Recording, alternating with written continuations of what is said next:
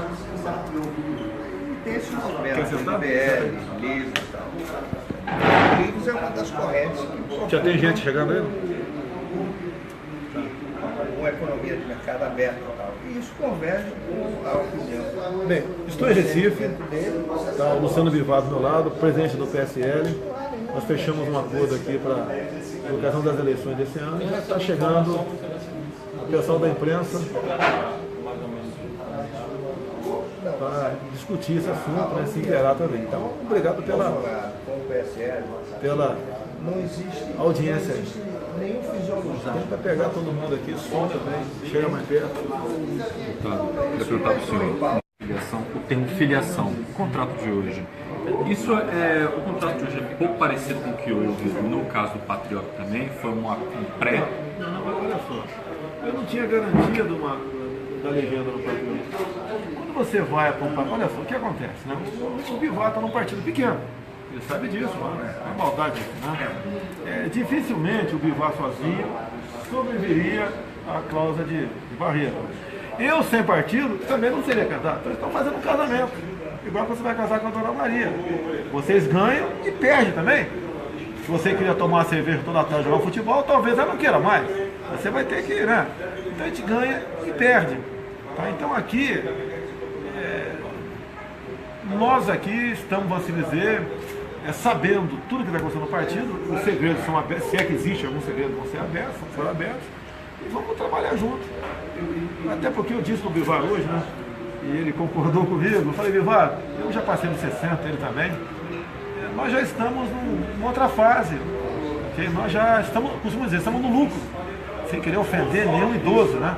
Mas depois que você passa dos 60, problemas começam a aparecer contigo. Vamos junto, deixar algo para o Brasil. De verdade, não da boca para fora. Eu não conheço a vida econômica do Bivar, mas pelo que eu sei, é uma pessoa que está resolvida no mundo econômico, já está garantindo a sua aposentadoria até os últimos dias aqui na Terra. A minha também está. Então a gente não quer entrar numa aventura. Eu queria perguntar também, o senhor tem adotado agendas mais liberais, um discurso, né, mais liberalizante. O senhor entende, e isso tem visto algumas pessoas da mídia, enfim, estudiosos têm visto que o senhor suavizou o discurso. O senhor acha que isso foi importante para a campanha? Não é questão de suavizar o discurso. Você não pode saber tudo. Quando eu falei que não entendia de economia, os caras, em vez de louvar a minha humildade, foram pro cacete. A Dilma, que saiu daí, não sabia, era economista e botou o Brasil na situação. O Lula é homenagem na economia. O próprio Fernando Henrique Cardoso é o que? Sociólogo. Ele nem era, porque quando ele era ministro da Fazenda do Itamar, ele era sociólogo também. Ele botou uma equipe que já tinha tentado, em outras oportunidades, outros planos não deram certo. E deu certo com ele naquele momento. Eu acho que é humildade acima de tudo. Nem questão de Forças Armadas eu sei tudo. Ou tu acha que eu entendo que eu sou marinheiro aeronáutico? Não entendo. Eu tenho que consultar essas pessoas para me ajudar a tomar decisões caso eu venha a ser o chefe supremo das Forças Armadas um dia. O que eu entendo de saúde, por exemplo? Tenho conversado com as pessoas para saber o básico que a gente precisa. Como eu conversei com o deputado Mandetta do Mato Grosso do Sul. Em poucos minutos ele me deu uma noção, né, o que é uma gestão clínica. Até eu falei rapidamente em Manaus, e para minha surpresa, blogs de esquerda me criticaram. Quando eu falei que não adianta você falar, você está mentindo, você falar que vai aumentar recursos para a saúde. Nós estamos devendo concluir o ano devendo 190 bilhões, como é que você vai dizer que o ano que vem vai aumentar recursos da saúde? Só se você for zerar o da educação. Como é que você vai então otimizar o trabalho? É a tal da gestão clínica do deputado Mandetta, lá de Mato Grosso do Sul. Como é que você, o grande gado da saúde são as UTIs. Como é que você evita um prematuro ir para a UTI? Evita fazendo com que a mãe, né, tome medidas preventivas para a criança nasça de 9 meses e não de 7 ou 6,5. E fui criticado pelo Humberto Costa, que é médico. Você vê, os dentistas, vários dentistas do Brasil todo, alguns amigos meus, outros que nem conheciam, entraram em contato comigo e elogiaram eu ter falado no preventivo bucal, né? No tocante à saúde, não é apenas a questão de prematuro. A saúde é importante para um montão de coisas, até para infecções, curar infecções. Então o senhor já tem uma equipe pré-formada, ou já pensada, Olha já só. tem nomes? Eu sou o único que está montando a equipe antes. Geralmente o pessoal monta a equipe depois, por quê? Na base da negociação. Eu estou abrindo o jogo, eu não quero fazer política, junto com o Bivar, igual o que foi feito até agora, que não deu certo. Acabamos de levar uma paulada lá dos Estados Unidos, 9 bilhões de reais. Outras encargos virão por aí. Você tem que botar as pessoas assim no lugar certo, igual a economia. A questão da defesa, estou para anunciar um general da reserva que vai me ajudar nessa questão. Pretendo ter um também, para ser militar, não para ser civil, um bom nome para a educação, que realmente seja comprometido com conhecimento e não com ideologia de gênero, escola com partido, liberação de tudo, escolas, é por aí. E já tem um planejamento, no caso, ou um nome pré-pensado para o vice? Olha, a questão do vice tem que ser uma pessoa que agregue. Não me interessa a região, o gênero, não me interessa aí, tem que ser uma pessoa que agregue, que tenha boas ideias, que ajude a governar. Não tem que ser do Nordeste, do Sul, homem, mulher, do Centro-Oeste, do agronegócio, médico. Não interessa, tem que ser uma pessoa que agregue. Cor de pele, isso nada interessa, é uma pessoa que agregue. Por enquanto está aberto. Lógico, se a gente continuar crescendo, os partidos vão querer apresentar o vice. Vai apresentar o vice, qual é a contrapartida deles? A contrapartida eu quero discutir na frente de vocês. E aqui, no caso, no Estado, como o senhor vai apoiar algum candidato aqui no Estado, ver alguma opção, alguma saída para a política local? Porque os senhores vêm sempre a Recife. Nós vamos ter uma executiva estadual aqui. Eu vou ouvir essa executiva estadual. Apesar de eu estudar os problemas de Pernambuco e de região, quem está aqui conhece muito melhor do que eu. Okay? Se tiver um nome que compense ser apoiado, né, esse nome ou que seja do nosso partido de outro, o executivo estadual aqui vai ter 90% das ações que estão na mão dele. Logicamente, ele vai se coligar com o partido que tem a PT, PCdoB, PSOL, PCO. A gente não quer. Qualquer partido, se quiser o nosso apoio, não tem que estar ligado com esse tipo de gente. Com quem a gente não vai negociar, em hipótese alguma, são com esse partido, para nada. Na eleição passada, 2014, você conseguiu juntar uma série de partidos em torno de uma chapinha, né, que acabou elegendo um deputado federal. Pela primeira vez na história conseguiu suplantar os partidos maiores, né, conseguiu emplacar. Para essa eleição, pode acontecer de você tentar fazer uma articulação e dar um palanque a Bolsonaro em Pernambuco através de uma chapinha com um candidato a governador, neste sentido? Com certeza, como o Bolsonaro falou, a gente não tem discriminação de coisa nenhuma. O importante é que a gente tenha um nome e seja aquilo, as propostas que nós temos. Se esses partidos todos que nós agrupamos no palanque passado, que se vier todos para nós, será muito bem-vindo. Desde que temos um candidato à presidência da República com uma linha já definida de economia de mercado, de segurança institucional, de garantir um Estado de Direito. Essa é a nossa linha. E qualquer que seja o candidato que alinhe-se a isso, será muito bem analisado. Você, quando foi candidato a presidente, você sempre defendeu o imposto único. Você defende que Bolsonaro tente apresentar esse projeto como candidato à presidência ou você acha que não é o momento ainda de avaliar? Olha, o Bolsonaro está aqui presente. O que o Bolsonaro entende, nós pensamos, é a simplificação tributária. Como a gente não sabe. Para isso temos conversado, o Bolsonaro especificamente, com Paulo Guedes. Eu tenho conversado também com o Marco Sintra, tá certo? E todos são economistas de nome, estão interessados em apresentar uma proposta e no momento oportuno essa equipe econômica vai apresentar à sociedade brasileira uma proposta que seja factível depois de passar naturalmente pelo crivo do candidato a presidente. Eu complementaria aqui, se você me permite, nós não podemos falar entre carga tributária maior. Eu acho que a já foi para o espaço há muito tempo. Você vê, por exemplo, a questão do homem do campo. Na Câmara depois foi da proposta, os produtores rurais tem outro problema pela frente, a tal da Lei Candir, que tem um projeto no Senado bastante avançado.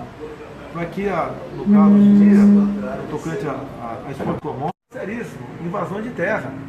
Imagine você aqui trabalhando, preocupado se o teu apartamento pode ser invadido pelo MTST.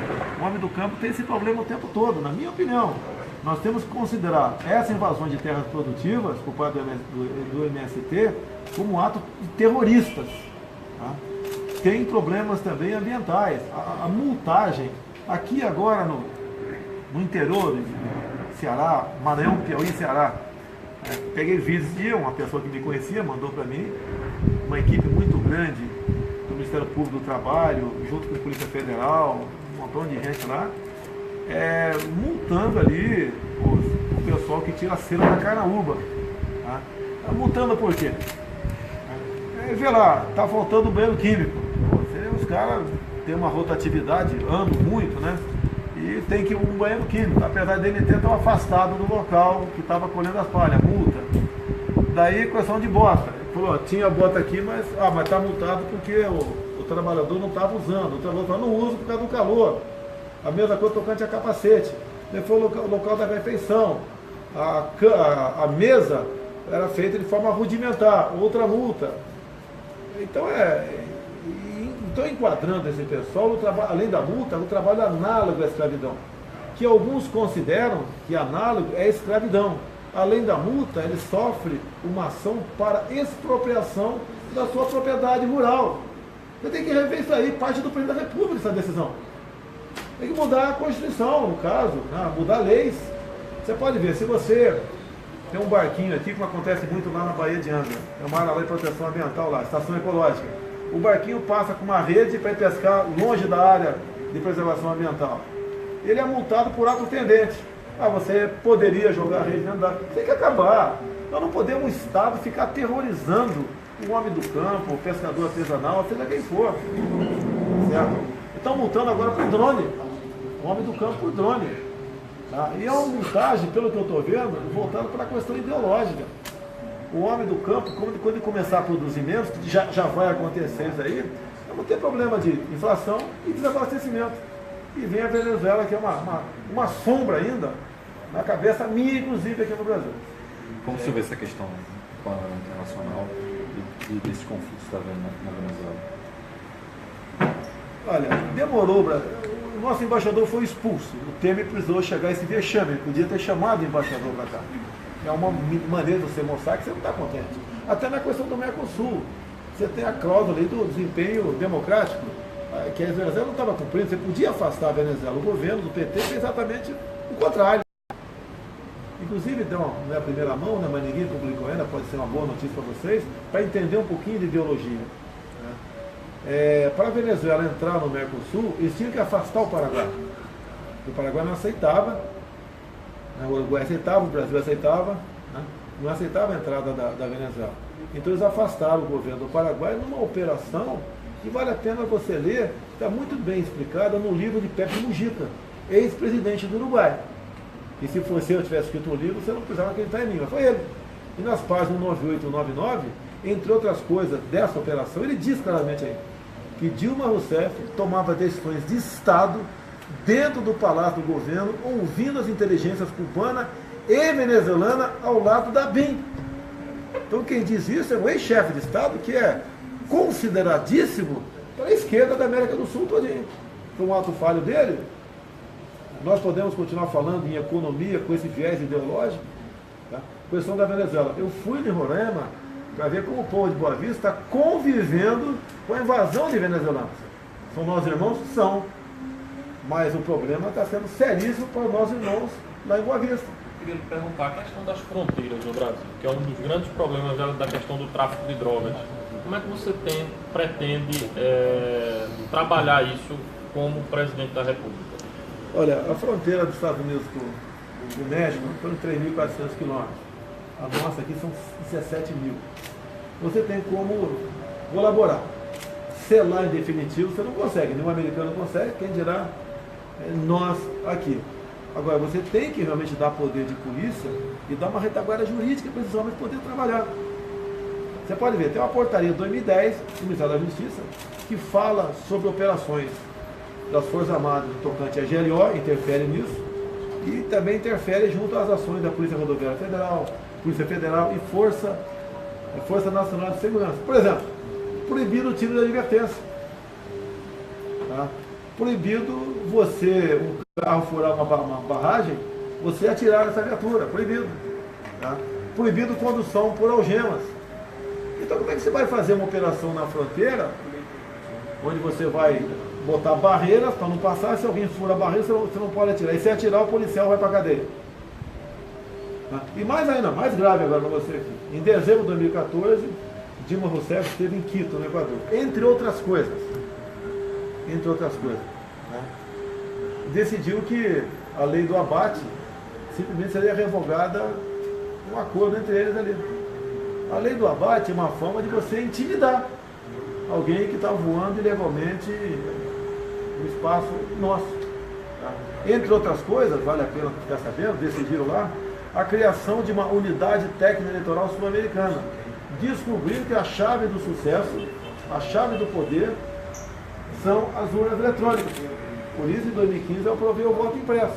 E agora está uma briga que o senhor Gilmar Mendes não quer botar em prática, alegando que o preço da impressora custa R$4.000. Como é que você acha que vai ficar essa questão? O Supremo pode decidir sobre dano, no caso, pode ser aprovado ou não? Você acha que o Gilmar pode barrar completamente? Ele está alegando que não tem recurso. Ele teve desde 2015 para decidir isso daí. Okay? Tem um escritório de advocacia, nome Carvalhosa, que já notificou, entrou com uma ação no Supremo, no tocante a isso daí. Não sei qual vai ser a decisão do Supremo. Tá? Eu tenho uma proposta ali. O que o Gilmar garantiu é o equivalente a 5% das urnas terem o voto impresso.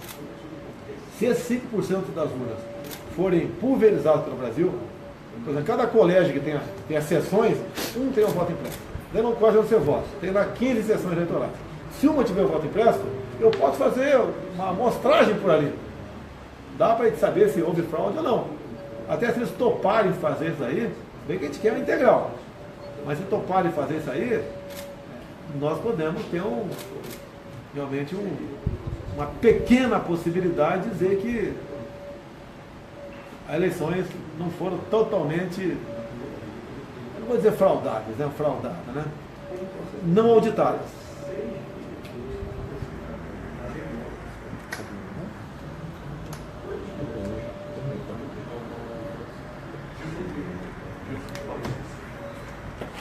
Então, obrigado. Vamos continuar conversando aí. Como é que está aí? Tem gente assistindo aí? 3.500. Tem 3.500. Vamos lá, estou aqui com o Luciano Bivar do meu lado, vocês estão chegando agora. Nós fechamos aqui um compromisso com o Brasil, né? O interesse é nosso nesse programa de governo que nós temos. E o Bivar, que é o presidente do partido, juntamente com o nosso pessoal, que agora soma-se ao PSL, realmente lançarmos um candidato a presidente em 2018. E quem vai ser esse nome? Se aparecer o nome antes, estamos juntos, né, Bivar? Sem problema. Ok? Se não aparecer alguém com potencial de voto melhor que nós temos no momento, já que as pesquisas nos dão o segundo lugar, com toda certeza o Bivar vai bater o martelo aí por ocasião das convenções de agosto, né? Agosto. E o PSL, se Deus quiser, terá então um candidato a presidente da República com chance de chegar. Uma coisa rara, nós somos aí abaixo do Davi nessa briga com o Golias. Não temos fundo partidário, não temos tempo de televisão, mas temos o povo ao nosso lado. É verdade. E temos uma coisa importante, já que ele falou a palavra verdade, nós temos a verdade ao nosso lado. Certa vez um colega da mídia perguntou para mim, né, como é que você vai conseguir se eleger com um cargo desse, majoritário, sem mentir, o que é comum? Eu falei, então não chegaremos. Nós não temos aqui uma obsessão. O Bivar tem uma proposta econômica, juntamente, que é casada com o Paulo Guedes, okay? Ele tem um imposto único, né? Logicamente seria o ideal no meu entender, mas sabemos da dificuldade, mas no mínimo a simplificação de impostos. E um compromisso também, Bivar, de não aumentar mais a carga tributária. Não dá mais, até porque nós estamos vendo empresa, Bivar, você deve estar vendo aqui, tem um colega empresário aqui, não vou citar o nome dele, do Rio Grande do Norte, que levou as suas empresas para o Paraguai. Exatamente. Okay? Lá não tem tantos problemas trabalhistas, a energia está barata, porque o PT construiu 80% do recurso nosso, uma linha de transmissão de Itaipu, Assunção, no Paraguai, aquele grande projeto de uma grande pátria bolivariana, ou o presidente do Paraguai na época era o Lugo, né? Agora está o Orcades lá, mudou completamente o Paraguai deu um salto, como a Argentina também está melhorando, e como os Estados Unidos também está melhorando e muito, em especial na questão da economia, que pese os fake news por aí, tá, que mais está dando certo. E a gente pretende aqui fazer com que esse pessoal venha para cá. Agora, para vir para cá, Bival, a gente precisa de um plano, de um programa, para que realmente o Brasil não seja tão violento como era no momento. Exato. E no momento oportuno, isso vamos apresentar o plano em toda a sua extensão. E eu tenho certeza que nossa chance de oferecer uma oportunidade melhor à sociedade brasileira, essa vai acontecer de forma inconteste. O Brasil tem tudo para ser uma grande nação. Eu tenho repetido muito, batido muito numa tecla, né? Você vê, Israel é menor que o menor estado brasileiro, que é Sergipe. Olha o que Israel tem. Eles não têm nada, só tem areia. Olha o que eles são. O índice pluviométrico de Israel, desculpa, Jair, é 100 milímetros por ano. E a gente aqui, 100 milímetros, às vezes é no final de semana que chove. E os caras têm toda aquela sua produção ali. Quer dizer, é uma coisa... Olha o IDH deles. A questão do Pacto Federativo, que hoje é um problema também muito próximo da questão da reforma tributária.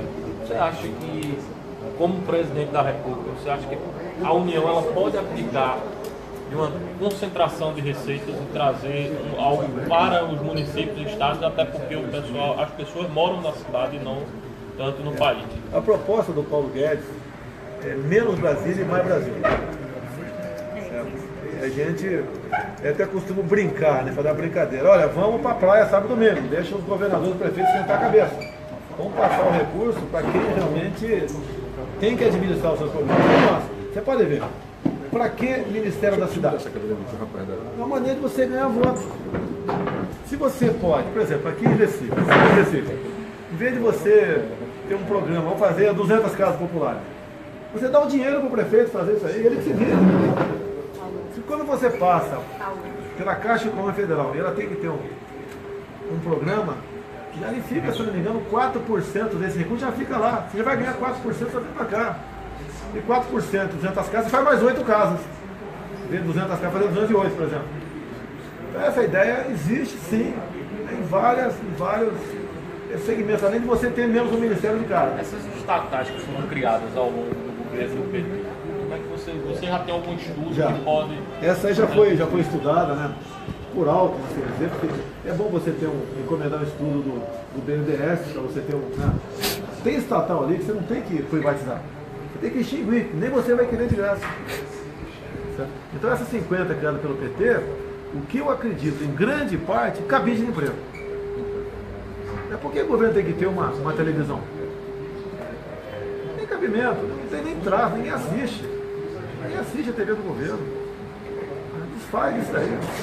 Quanto a essas reformas que o Temer está fazendo e está tendo andamento e está gerando um certo resultado na economia, como presidente ou como possível presidente, o senhor iria continuar esse programa ou iria fazer novas reformas ou não iria extinguir, iria voltar a alguma coisa? Como é que o senhor está lidando com isso? Você não pode mais falar em sacrifício. Não dá mais falar em sacrifício para o brasileiro. Eu votei favorável à reforma trabalhista. E ser patrão no Brasil não é fácil. O pessoal reclama. Né? É meus direitos. O que o empresariado tem dito para mim, Viva? Vê se você concorda comigo. Vê se você também diz, como empresário. O trabalhador vai ter que decidir menos direito em emprego ou todos os direitos de desemprego. O salário é pouco para quem recebe e muito para quem paga. Essa equação que está no colo do Paulo Guedes, porque ele é economista. É a mesma coisa uma operação. Você quebrou o braço, levei você para o hospital, aqui doutor, está aqui a fratura aqui, que eu vou operar ele. Pô. É isso que eu botei na mesa, né? Falei, Paulo Guedes, tem como diminuir a nossa dívida interna sem aumentar imposto? Né? Manter a taxa Selic baixa, sem canetaço, manter o tripé, né? Manter o dólar a um preço que seja bom para quem exporta e não seja ruim para quem importa. Né? Entre outras coisas, eu tive outro dia reunido por 4 horas com alguns geólogos. O que acontece? Eu não sou geólogo também, né?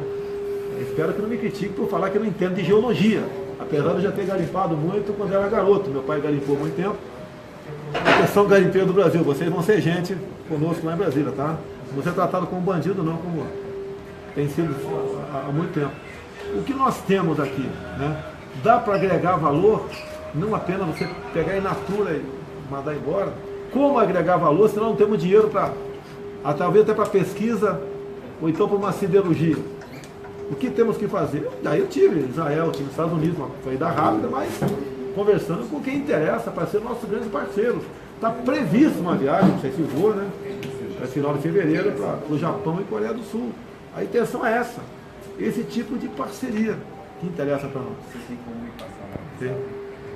E fazer negócio praticamente com o mundo todo. Se afastar um pouco do Mercosul. Lógico, tem seu valor o Mercosul, mas não podemos ficar amarrados, pedir bênção ao Mercosul para fazer um acordo com outro país qualquer. Olha, a Inglaterra saiu fora da União Europeia, decidiram. O próprio Trump, quando assumiu o acordo transpacífico, que eram 12 países aqui na América do Sul, tinha o Chile e o Peru. Né? De potência tinha a terceira economia do mundo, que era o Japão. Ele resolveu sair fora. Uma coisa muito importante, eu peço muito cuidado a vocês, a questão do acordo sobre o clima que o Trump saiu fora. Tive notícia essa semana, há 3 anos já falo nisso, que o senhor Zequinha Sarney vendeu um grande espaço, vendeu não, né? Passou a administração de uma grande área da Amazônia para ONGs internacionais, isso é verdade. E a imprensa, um outro jornal falou em AAA, nem falou o que é AAA. AAA é Andes, Amazônia, Atlântico. Um grande corredor ecológico de 136 milhões de hectares, né, que nesse último acordo de Paris já foi bastante discutido, tratado em portas fechadas. Okay? E então essa grande área seria de importância para a sobrevivência da humanidade. E começaram dando o primeiro passo agora. E infelizmente, estão passando a administração dessa grande área, que pega aí, ó, na calha dos Solimões do Amazonas, e passando a administração de fora do Brasil. Uma administração compartilhada. Isso é péssimo para nós. Nós vamos isolar o norte do Amazonas e o Roraima todinho. Vamos perder a área, por manobra, a área mais rica do mundo. Essa é uma preocupação que temos que ter. A Amazônia é nossa, com esse tipo de política, que um ministro do meio ambiente resolve, não consulta ninguém, vender, passar a administração de uma grande área nossa, da Amazônia, para ONGs internacionais, foi um valor, não interessa o valor, foi pequeno o valor, até 60 milhões de dólares, mais ou menos, além de ser irrisório, dá mais ou menos R$100 por hectare, não tem cabimento fazer isso aí, sem entregar o patrimônio nosso. Ninguém está querendo aqui dizendo que vamos ser nacionalistas ao extremo, mas nenhum país do mundo faz isso, nenhum país faz. Por que estamos fazendo isso aí? Eu sou da Cidade de Pernambuco, sou Rebeca também. Porque essa candidatura foi fechada hoje, né? Em um acordo com o Bivar. Por que Pernambuco também? O senhor escolheu vir aqui. Tem algo a ver também com Lula, pelo fato de Pernambuco ser bem estratégico, o Nordeste ser estratégico em eleição também? Não, eu respeito ele daqui. Eu tenho 62 anos, o Bivar tem 73. Ele é mais antigo, ele é daqui. Então eu vim conversar com ele aqui. Se ele estivesse no Piauí, estaria no Piauí também, Amazonas. Não tem a ver com o Nordeste, não Nordeste tem nada a ver. Não. Eu não entro nessa área, nós somos um povo só. A minha esposa, o meu sonho... Mas é estratégico, né, em termos eleitorais, porque hoje sabe-se que Minas e Nordeste, eles podem definir uma eleição. Não, a gente não vai por aí. Esse episódio. Nós temos que unir o Brasil, esquecer esse negócio de cor de pele, de sexo, de região. Quase todas as cidades do interior, elas... Todas não, mas vamos dizer que algumas, aqui em Pernambuco, como é que você vê esse movimento das pessoas se prontificarem a fazer um outdoor para você, defendendo o seu projeto? Como é que você se sente com esse carinho, né? Essa atenção, esse respeito, digamos que até uma devoção, né, que muita gente tem tido pela sua pessoa e pela sua candidatura? Como é que você... A grande parte das pessoas que, segundo as pesquisas, vão votar em mim, em torno de 40%, estão entre 16 e 24 anos. A garotada não acredita mais na perfeição hipotética da esquerda. Vamos dividir, nós temos que somar. forçar uma igualdade. A igualdade que eles querem é por baixo. O que tira o homem da miséria não são programas sociais, são projetos educacionais. Você sai da miséria adquirindo conhecimento. E a molecada acordou para isso. Com as mídias sociais, você tem que saber agora o que é Cuba, por exemplo. Né? Rapidamente você conhece a história de Cuba, Coreia do Norte. E o PCdoB tem acordo com a Coreia do Norte. Né? O próprio PT, na figura da senhora Gleisi Hoffmann, fez uma moção de solidariedade ao Maduro agora. Olha o que esses caras pensam da gente. E a garotada que estuda, que tem uma cabeça mais arejada, vai cair na real. Opa, a gente continua aqui, a gente vai acabar igual aqueles caras lá. Então não tem adoração. A adoração nós temos que ter a Deus. Ninguém mais de Deus tem que ter adoração. O resto aí, você tem que procurar conhecer a pessoa, né? E daí ver se acompanha ou não. Muita gente fala que hoje em dia o Enéas é um homem que nasceu fora do teu tempo.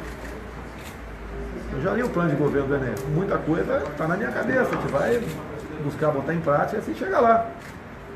Ok?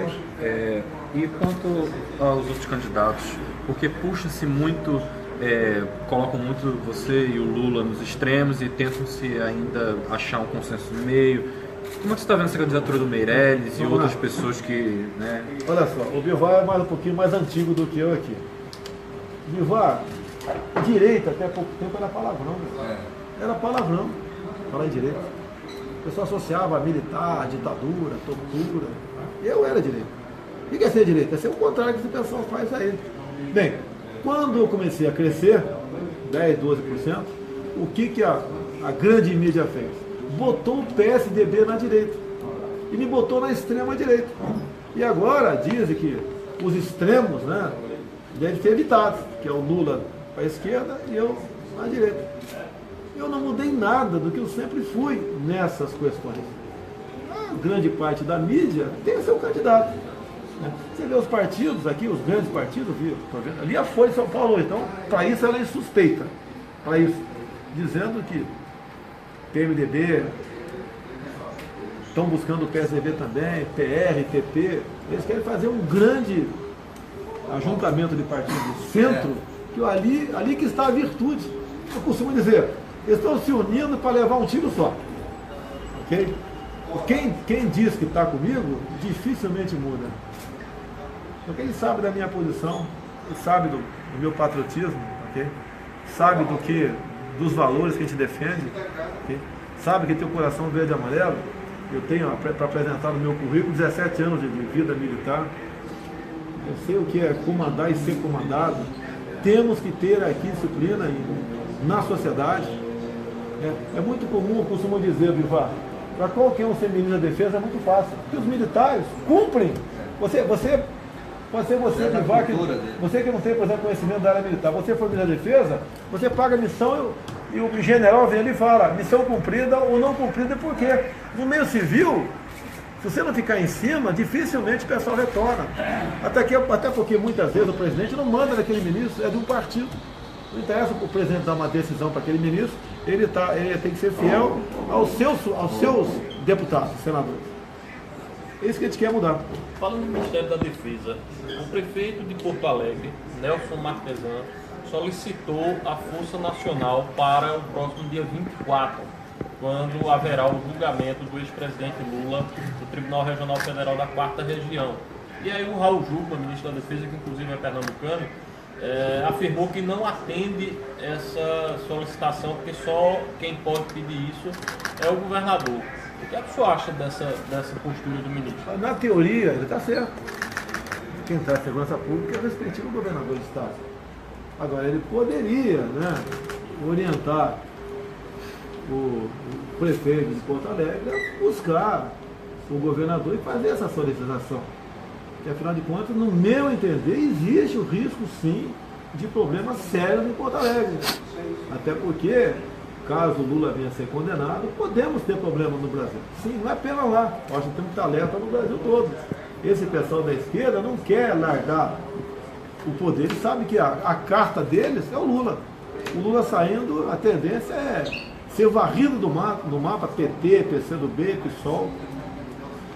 Se Deus quiser, vai acontecer isso. Ok? Então, eles estão ameaçando. E não podemos esperar acontecer para depois tomar providência. Acredito que a Força de Segurança, no mínimo, tinha que estar lá. Eu tenho certeza que o nosso Exército Brasileiro, sempre ao lado do povo brasileiro, tá? Vai estar no mínimo de prontidão nas unidades militares de Porto Alegre.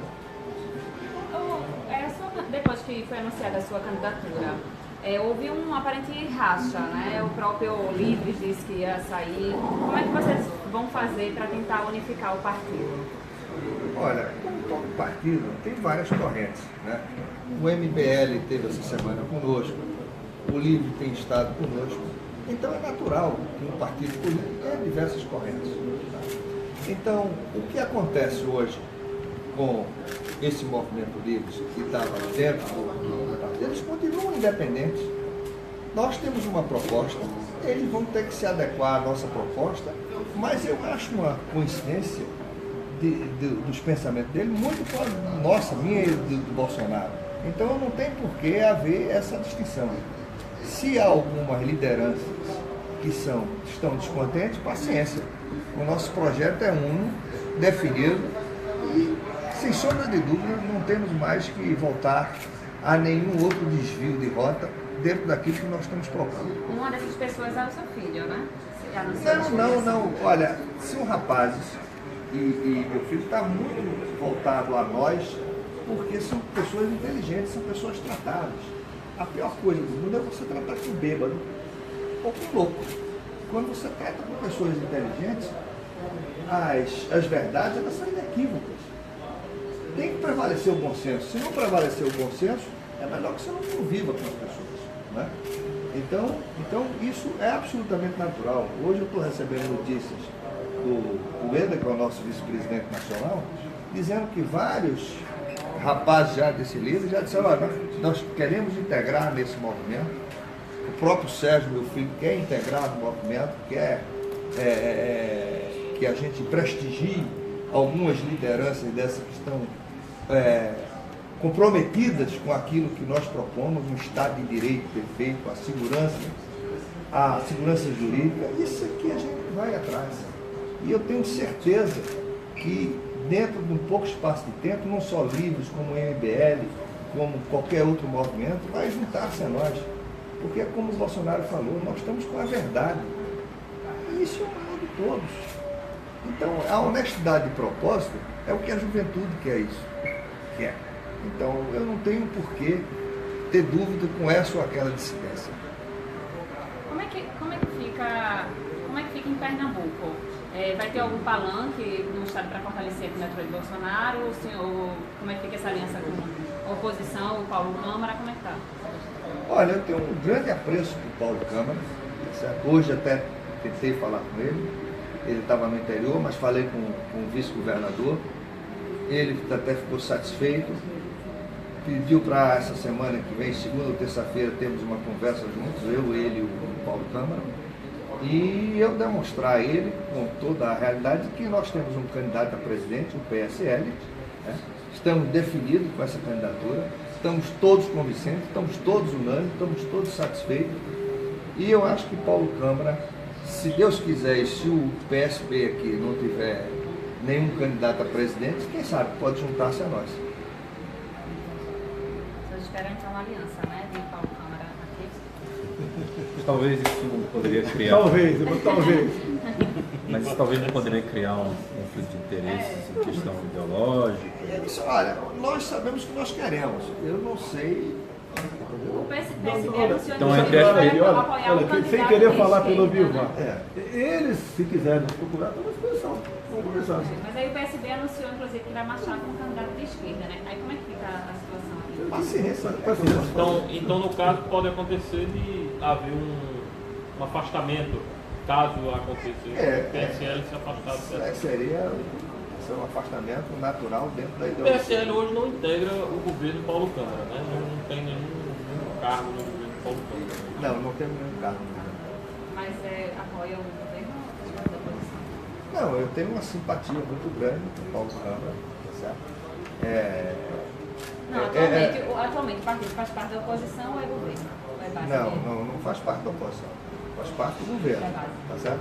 Faz parte do governo no apoio de simpatia, de fidalguia. Mas tem um deputado estadual que é base do governo, que é o Beto Acioli, né? E tem a outra deputada do PSL que é oposição, é isso, Socorro Pimentel, né? De oposição, Então você tem aí O nosso partido é muito independente dentro do governo.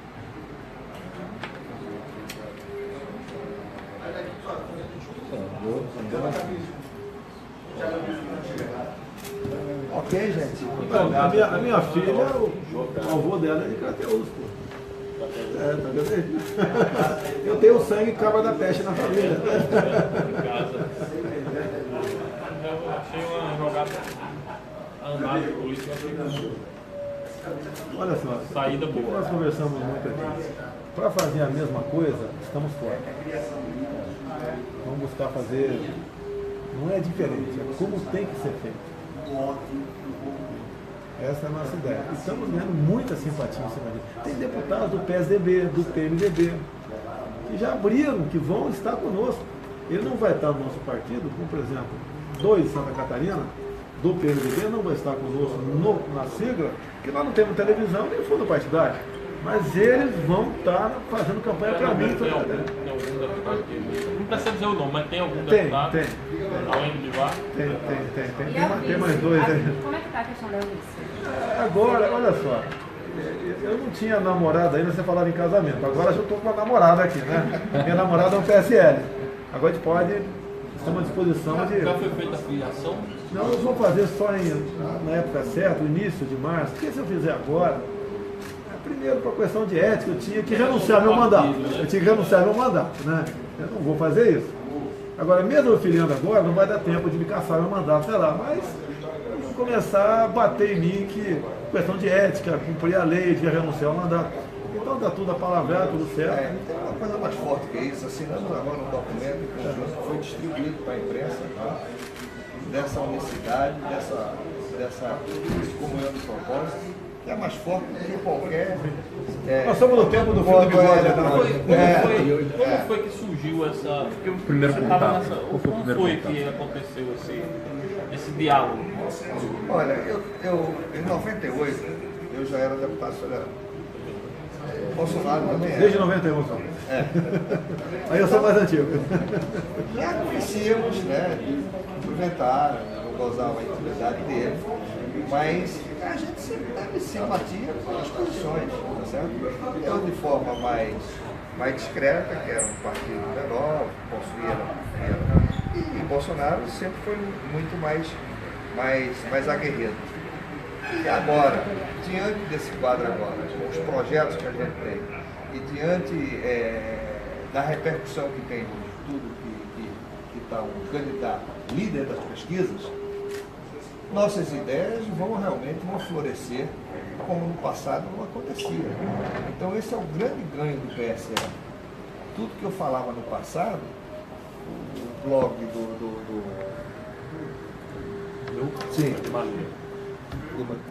do Edmar Lira, o Jornal do Comércio, a Folha, não tinha repercussão, mas quando você está agora dentro de um projeto que tem reais possibilidades de dirigir o Brasil, todo mundo está interessado em saber quais são os pensamentos, quais são os projetos, quais são as coisas. E isso vai ser essa grande comunhão de ideias que a gente tem, que vai agora para a mídia nacional. Como é que está as conversas com outros partidos? Algum partido está sinalizando aí apoio também? Tem alguns partidos, mas seria uma descortesia eu falar desses partidos que vão apoiar aqui. Agora, em âmbito nacional, isso tudo vai passar por um comitê que é capitaneado por Jair Bolsonaro, o que é que vai somar para a gente e o que não vai somar. Bolsonaro, num cenário que acredito que tende a ser o mais plausível, que é a condenação do ex-presidente Lula no dia 24, e consequentemente ele estará de fora da disputa presidencial do ponto de vista jurídico. Algumas sondagens apontam você como líder quando o Lula não é candidato. Você acredita que em se confirmando isso, essa saída de Lula do páreo, você tem condições de angariar mais apoios para a sua candidatura diante do cenário que deve se consolidar? Eu não estou torcendo nem contra nem a favor ninguém. Eu estou em campo E só tem um espaço para quem foi campeão. Segundo lugar, vice não vai. Okay? E nos preparamos para chegar ao final da linha. Se o Lula vai se tornar elegível ou não, para mim não faz diferença nenhuma. Eu espero que seja feita a justiça agora, dia 24. Okay? Se eu for juiz, eu teria meu veredito aqui para dar. O Paraná Pesquisa fez uma pesquisa sem o Lula e botou a Dilma no lugar dele. Então eu fiquei disparado em primeiro lugar. O regra 3 nesse jogo aí seria o Ciro Gomes também. O Ciro Gomes, quando fala que seria candidato, desde que o Lula não o seja. Okay? Agora você pode ver, muitos desses candidatos, grande parte, está envolvida na Lava Jato. E a questão da corrupção, se você perguntar para a rua, para cada 10 pessoas, você perguntar na rua, no mínimo 6 vão falar que a questão da honestidade está em primeiro lugar. E aí eu estou tranquilo. Não estou dizendo que sou honesto, estou comprovado. O Joaquim Barbosa falou que eu fui o único da base aliada que não foi comprado pelo PT. Ele que falou. Né? O Alberto Youssef falou que eu era um dos 3 do PP que não foi buscar dinheiro na Petrobras. Apesar de não ser ilegal, quando o meu partido botou na minha conta R$200 mil da JBS foi boa, eu devolvi. Apesar de não ser ilegal, eu devolvi.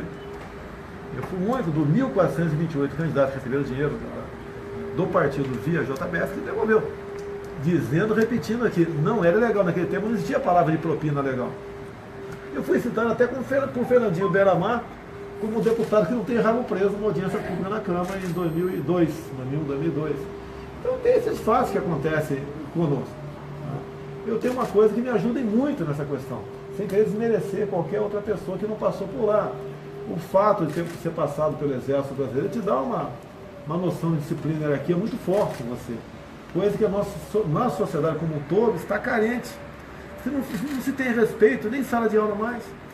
Eu vejo pelo Rio de Janeiro, não sei se acontece aqui. No Rio, em muitos locais, a professora está muito mais preocupada em não apanhar do que em dar aula. Talvez ocorra por aqui também. Visitei as escolas militarizadas, algumas, de Goiás e Amazonas, militarizadas pela Polícia Militar. São as melhores escolas do Brasil. Se eu não me engano, você tem uma proposta de militarização das escolas. Não, olha só, qual é a proposta nossa? Eu estou em Recife, aqui existe o Colégio Militar de Recife. No primeiro momento, todas as capitais de estado teriam um colégio militar. São Paulo não tem nenhum colégio militar. A questão é buscar convênios. Aí Estado, geralmente é Estado, ver o que a União pode ajudar. Né? Em algumas escolas seriam administradas por militares. Os professores mesmo, como muitas vezes não tem como exercer autoridade, em especial área de risco, eles ficam muito mais felizes, como vi em Manaus, tem um coronel sendo diretor da escola do que um colega civil. O coronel está lá com os militares lá dentro. Então não está preocupado com droga na escola, com invasão de traficante, existe hierarquia e disciplina. A garotada vibra com esse tipo de escola. Há 10 anos, Amazonas e Goiás vem fazendo isso aí. E até com muito sucesso. A garotada lá, o percentual de aprovação em concursos públicos, universitários é enorme. Nem se compara com os demais. E geralmente foram colocados em lugar de gente pobre.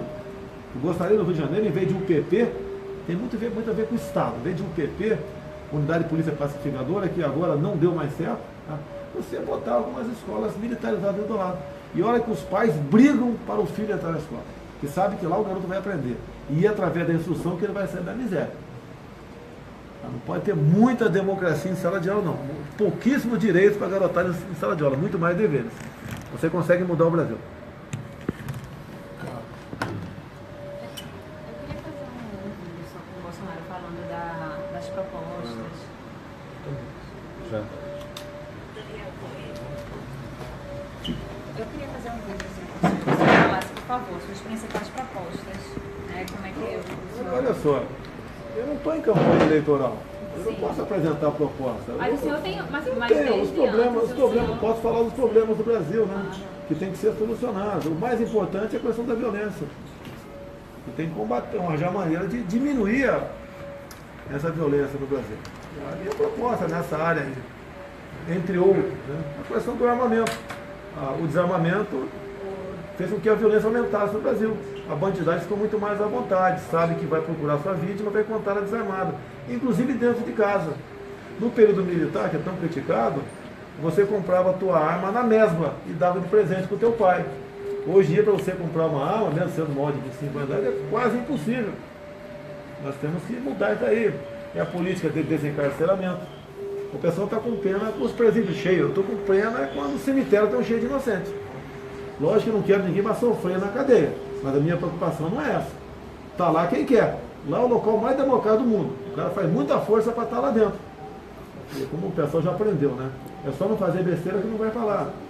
A questão do livre comércio, o Estado não pode interferir tanto assim na atividade econômica. Reforma da Previdência. Essa que está aí, eu não sou favorável a ela. Essa que está aí. Eu votei favorável à reforma trabalhista. Essa que está aí, não. Quando você bota uma idade, 65 anos, você vai ver expectativa de vida aqui no Nordeste. 70 anos. No Piauí, 69. Quando você bota 65, você não vai querer que o cara se aposente.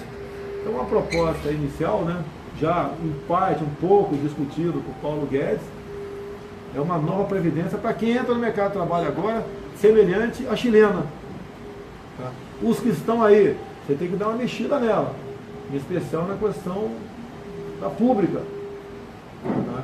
Tem que dar uma mexida. Uma sugestão que eu faço de imediato são as incorporações. Onde é que aparece o Marajá no serviço público? Incorporações.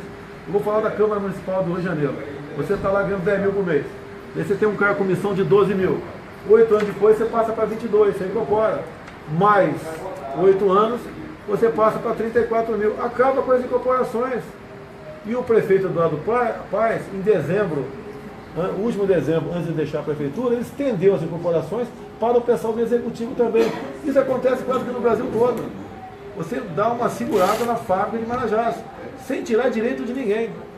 E aumenta um ano no tempo de cada um. E deixa o futuro presidente, ver se é o caso, lutar por aumentar mais um ano apenas. Você começa paulatinamente. Remendo novo em calça velha não dá certo.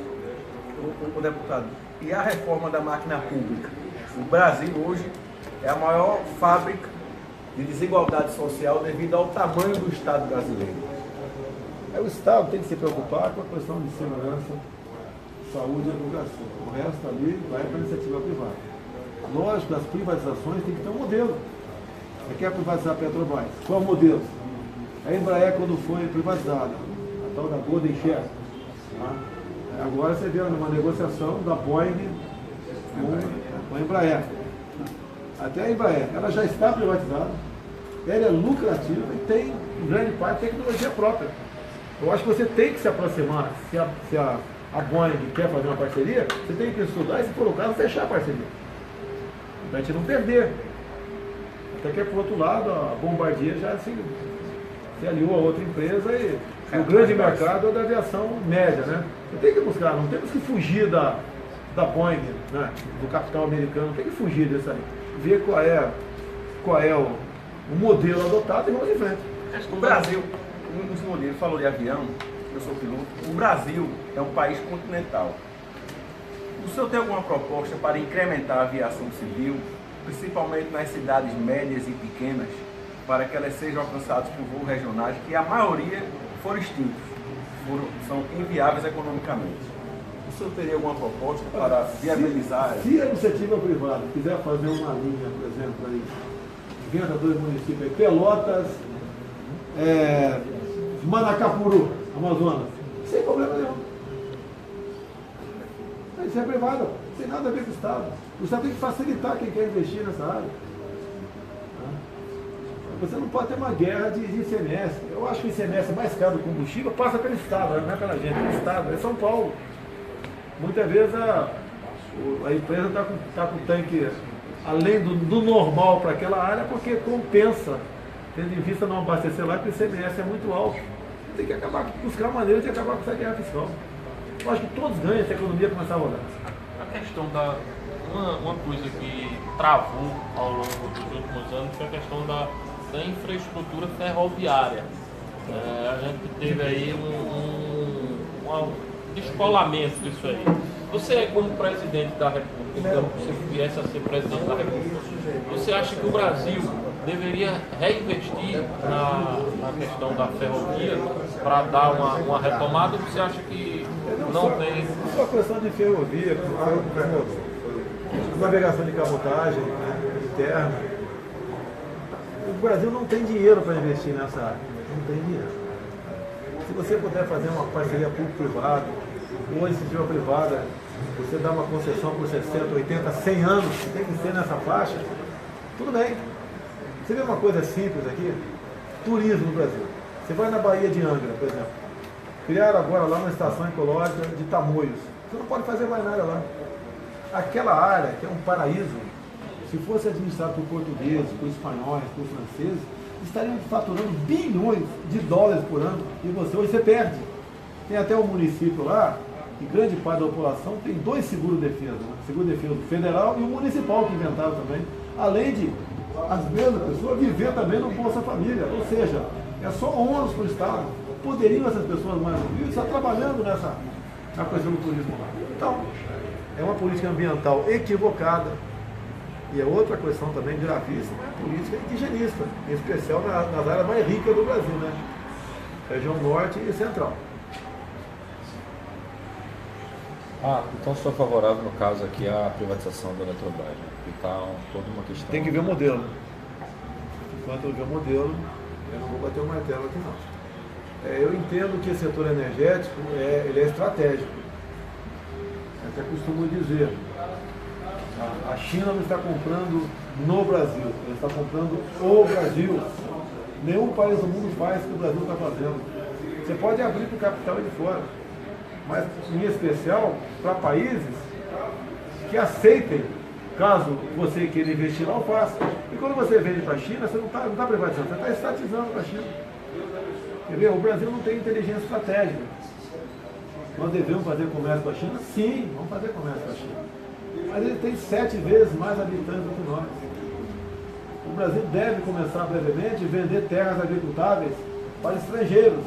Eu te pergunto, se eu for o dono da despensa da tua casa, o que você vai almoçar amanhã? É o que eu quiser. Se outros países vierem investir na nossa agricultura aqui, não vai ser para o nosso bem. É negócio. É para o bem deles. Vem ganhar dinheiro aqui. Nada contra ganhar dinheiro aqui, mas o que vai sobrar para nós? Todo país, até Israel, que só tem areia, tem a sua segurança alimentar garantida. Nós, da maneira como está sendo discutido internamente no Executivo a venda de terras, nós não teremos segurança alimentar no Brasil.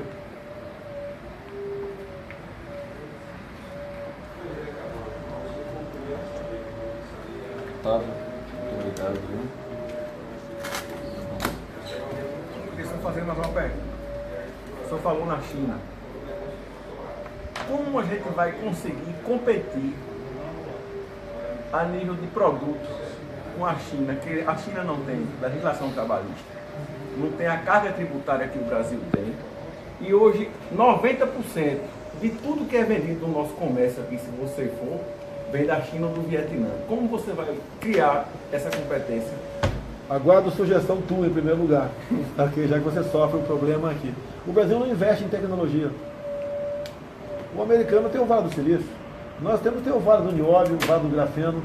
Uma menina agora, recém-formada pelo IME, tá, tirou da prancheta uma tela de grafeno.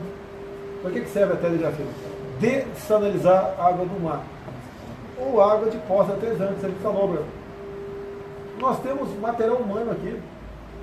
Nós temos aqui, o grafeno temos em abundância aqui, que vem do grafite de alta qualidade, que temos em vários estados do Brasil. Em especial no Vale do Ribeira, que é a região mais pobre do estado de São Paulo. A questão do nióbio também, terras raras. Nós temos que buscar agregar valor naquilo que nós temos, e não continuar exportando in natura. Eu costumo dizer, né, a grosso modo, não podemos continuar mandando para fora do Brasil um navio de minério de ferro receber de volta uma canoa de aço ou meia dúzia de laptops. Se eu estiver errado, por favor, nós por acaso fabricamos máquina de fazer 4 operações no Brasil? Eu acho que não. Eu acho que não. Isso é uma vergonha. É vergonha. Um vexame. Eu tive na Universidade Mackenzie em São Paulo, começo do ano passado. Fui ver lá o único local no Brasil que se pesquisa o grafeno. Eles tinham pedido para o ministro da Ciência e Tecnologia, há poucos meses, bolsa de estudo com 20 cientistas brasileiros. Não conseguiram. E lá eu fui visitar o alojamento dos cientistas. Tem uns 60. Uns 40 são estrangeiros. E o grafeno, além dessa tela para filtrar aí, tirar o sal d'água do mar, eles estão na iminência de descobrir aqui, de botar no mercado uma super bateria. O que é a super bateria? Vai ser usada para a indústria automobilística de veículos movidos a energia elétrica. A característica dela, ela é recarregável em poucos segundos. Como lançaram agora no mercado uma bateria de telefone celular, de grafeno, que você recarrega o telefone em 12 minutos. Eles até foram meio malandros. Eles poderiam botar de 1 minuto, mas botaram de 12, para todo mundo comprar, depois compram de 1 minuto ou de 30 segundos. Isso chama-se tecnologia.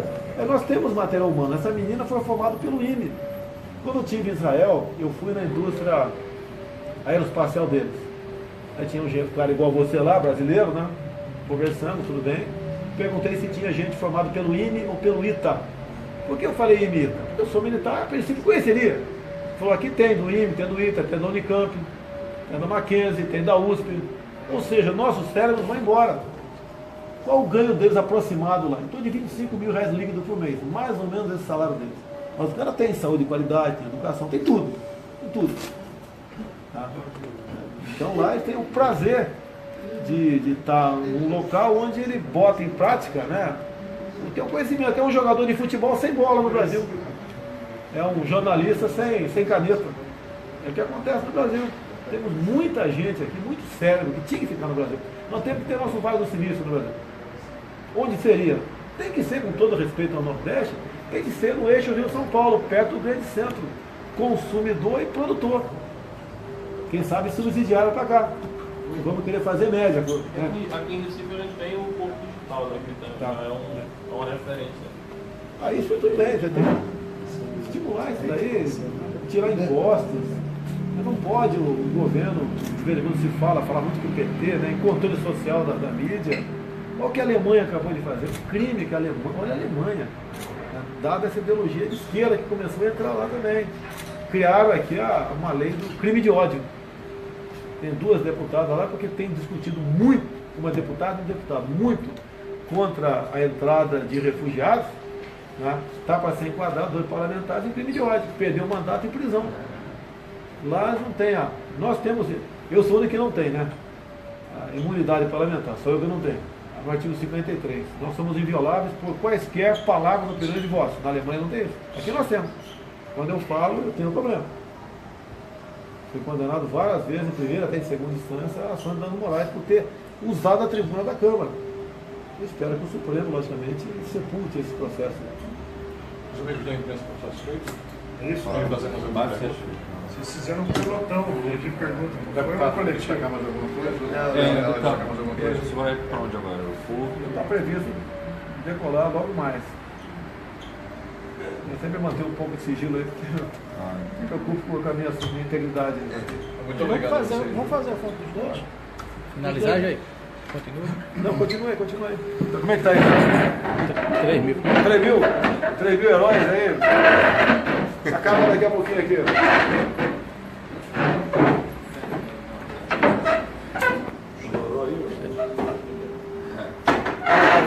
Estourou o seu. Tá comprando aqui de jornal para fazer Júlia! Tudo bom? Na rádio. Eu sabia que você era fã do Bolsonaro, mas não sabia que você... Foi amor à primeira vista. Ele é fã do Bolsonaro, não tem perigo aí. Eu vim tocando sanfona agora ali, agora me apaixonei de Tá vez. vendo? Aí.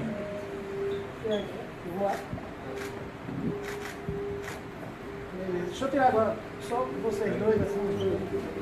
É uma matéria de capa. Muito bom. Bom? Tchau. Muito obrigado a você. Obrigado.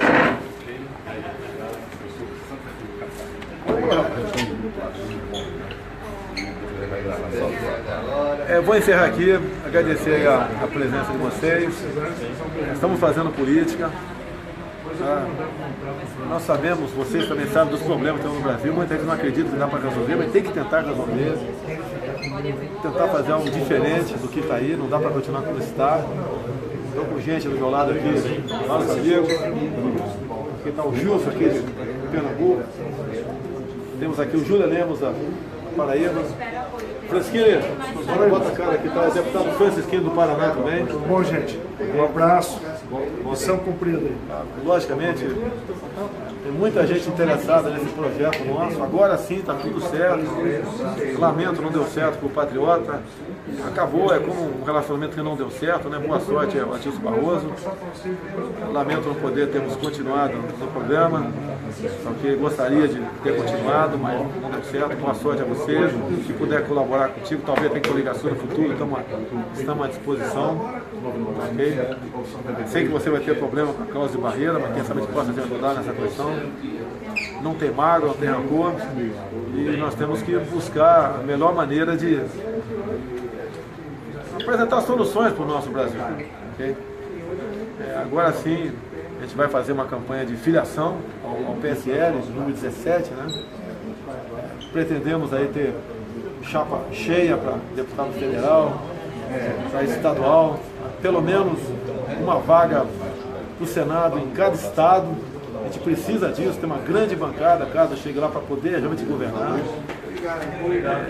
Um partido muito pequeno, que tem tudo para ser um grande partido. A gente confia no eleitor brasileiro, um cidadão de bem, conservador, patriota, que tem a Deus no coração, que se comungue das ideias nossas. Né? Todo mundo sabe que eu sou capitão do Exército. Tem muitos colegas meus das Forças Armadas que têm esse projeto, das Forças Auxiliares, da Polícia Federal. Tem civis aí, todos os níveis, né? Economistas, médicos, dentistas agora. A nova proposta nossa aqui é acolhida aí pelo deputado Mandetta, lá do Mato Grosso do Sul, uma proposta de preventivo aí, bucal, para que se diminua o número de neonatal no Brasil, que se economiza então em UTIs. As propostas do Mandetta foram muito bem-vindas. Okay? Vamos começar agora, vamos formar aqui, logicamente, conversar com executivas estaduais que tem. O atual PSL vai continuar com esse nome PSL mesmo. Vamos compor. O objetivo é juntar gente que diz para disputar eleições com chance de ganhar, e mais do que isso, né, que tenha um comprometimento com as propostas que vocês sabem quais são, né? Liberal, o economista Paulo Guedes está conosco, de valoração das Forças Armadas, retaguarda jurídica para os policiais, civis e militares, meios para a nossa Polícia Federal continuar atuando, buscar o comércio com o mundo todo, deixar o Mercosul mais na sua estatura, não ficar fazendo comércio com viés ideológico, investir, jogar pesado na questão da segurança pública, dar paz para os nossos policiais no Brasil, civis e militares, poder trabalhar, uma retaguarda jurídica.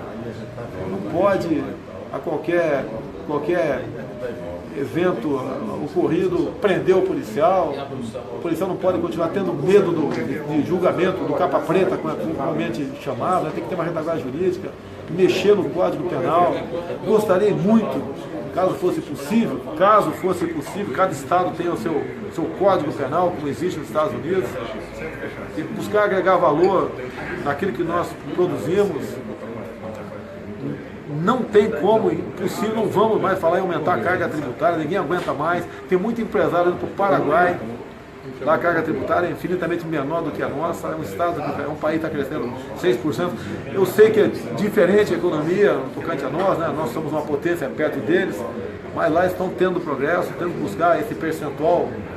É difícil, sim, porque tem que investir em energia, que não tem no Brasil. Bem, é uma série de coisas que a gente começa agora, tá? Essa luta, né? Mesmo durante o recesso, rodando o Brasil, como eu estou em Recife aqui agora, para dar esperança para todos nós, ok? Eu já estou com 62 anos, já estou no lucro, já estou, graças a Deus, por ter vivido tanto tempo, e pretendo deixar um legado para todo mundo do coração, não da boca para fora. E menos Brasília e mais Brasil.